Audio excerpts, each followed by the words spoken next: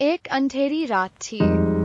बारिश जोरों से हो रही थी और हवा पैरों को जोर जोर से हिला रही थी। मैं अपने घर में अकेला बैठा था, किताब पढ़ रहा था। अचानक मुझे एक आवाज सुनाई दी, एक धीमी खुरचने जैसी आवाज, जैसे कोई दरवाजे पर खरोंच कर रहा हो। मैंने किताब नीचे रख दी और ध्यान से सुनने लगा। आवाज फिर से आई, ज्यादा जोर से इस बार। मेरा दिल तेज हो गया।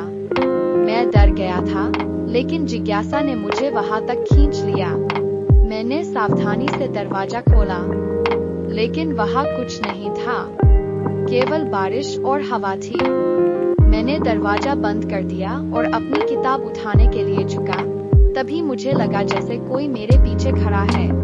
मुझे ठंडी सांसों का एहसास हुआ मेरी गर्दन पर। मैंने धीरे से पीछे मुड़कर देखा, लेकिन वहां कुछ नहीं था।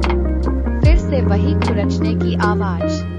इस बार यह मेरे कमरे के अंदर से आ रही थी। यह आवाज मेरे बिस्तर के नीचे से आ रही थी। मैं डर के मारे जम गया।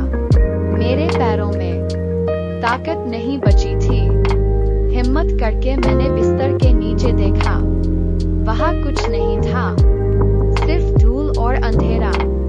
लेकिन फिर से वह आवाज, ज्यादा जोर से।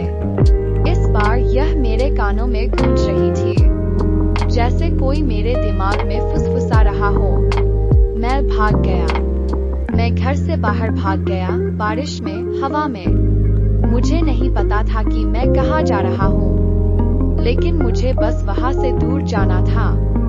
वह आवाज मेरे पीछे आ रही थी, मेरे कानों में गूंज रही थी, मुझे परेशान कर रही थी।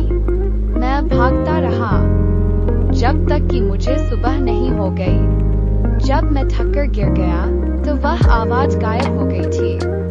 लेकिन डर, वह मेरे साथ रह गया।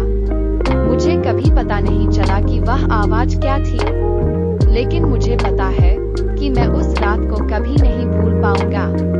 वह रात मेरे जीवन का सबसे भयानक अनुभव थी।